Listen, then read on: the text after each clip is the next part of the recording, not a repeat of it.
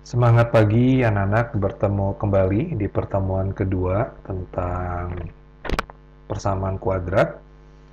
Di pertemuan kedua ini kita akan lanjutkan materi tentang persamaan kuadrat, di mana sebelumnya kita sudah mempelajari mengenai EPB dan KPK sebagai bahan dasar untuk belajar persamaan kuadrat.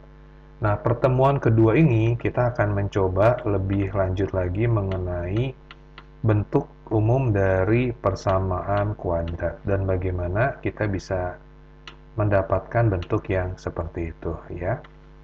Jadi bentuk umum dari persamaan kuadrat yaitu ax kuadrat ya.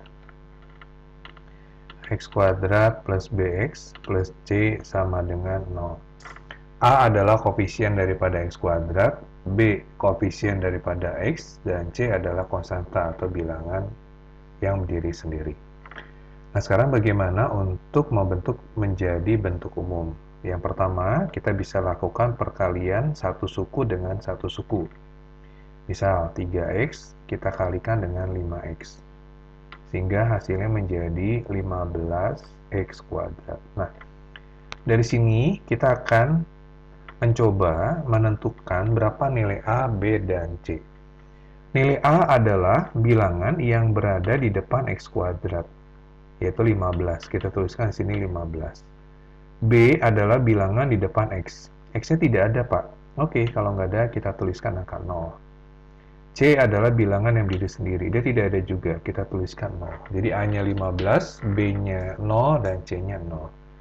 Kemudian bentuk yang kedua. Bentuk yang kedua, kita kalikan satu suku dengan dua suku. Katakan di sini 4x plus 3. Sehingga hasilnya menjadi 2x dikali 4x, 8x kuadrat.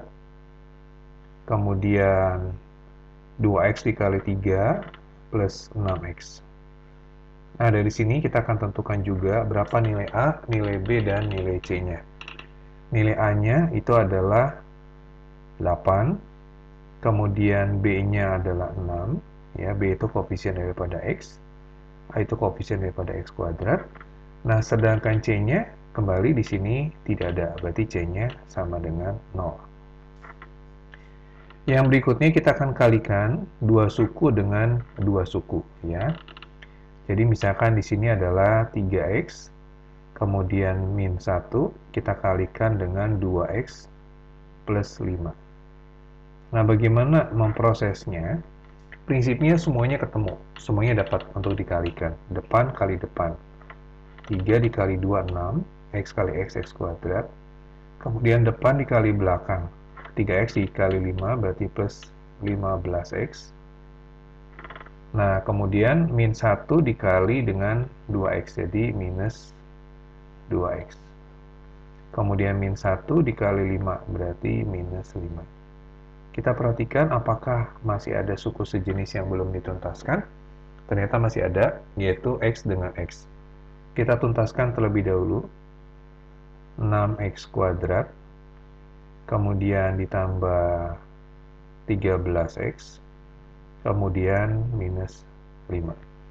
Jadi 6x kuadrat ditambah 13x, kemudian minus 5. Nah, dari sini kita dapatkan berapa nilai A, berapa nilai B, dan berapa nilai C.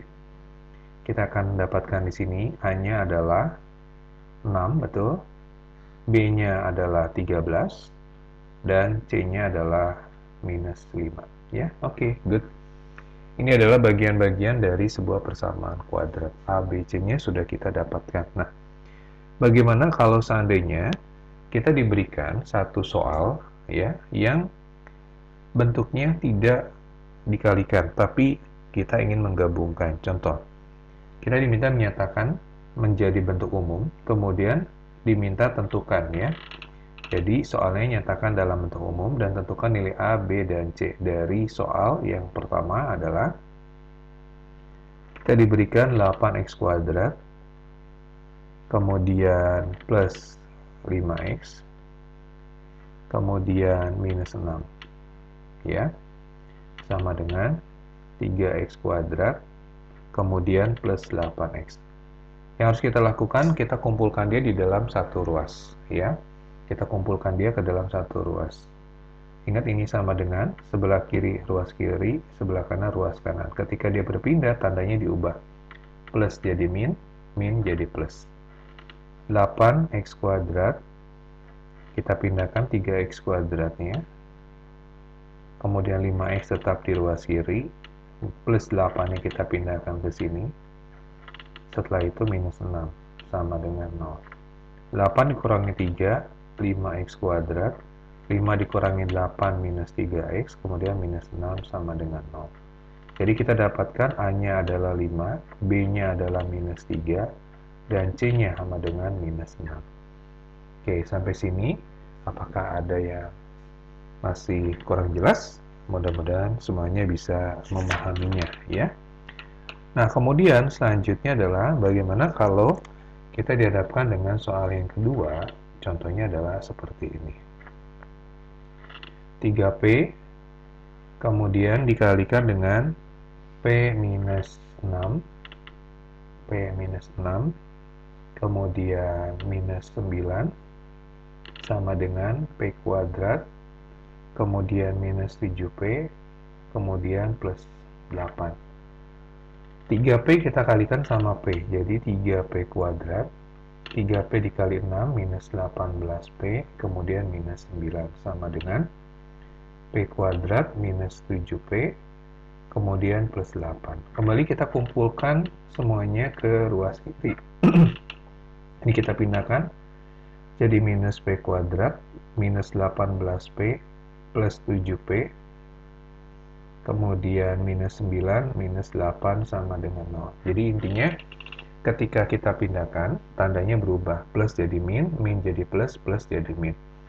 Sehingga di sini menjadi 2P kuadrat, kemudian minus 11P, kemudian minus 17, sama dengan 0.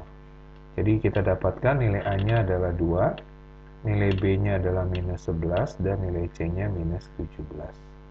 Oke, pertemuan kedua kali ini, ya, inti yang akan kita dapatkan, seperti yang di awal saya sampaikan, bentuk umum, dan kita menentukan nilai A, B, dan C dari bentuk umum tersebut, dari serangkaian hasil perkalian, satu suku dengan satu suku, satu dengan dua suku, dua dengan dua suku, ya. Dan kemudian bagaimana kalau ada ruas kiri dan ruas kanan yang belum sama? Kita samakan sehingga membentuk sebuah bentuk umum persamaan kuadrat, dan kita tentukan berapa nilai A, B, dan C, ya. Baik, demikian pertemuan kedua. Mudah-mudahan dengan pertemuan kedua ini kita lebih dikuatkan lagi dari bentuk umum dan menentukan nilai A, B, dan C. Tetap semangat dan selalu semangat. Dan kita selalu memberikan yang terbaik.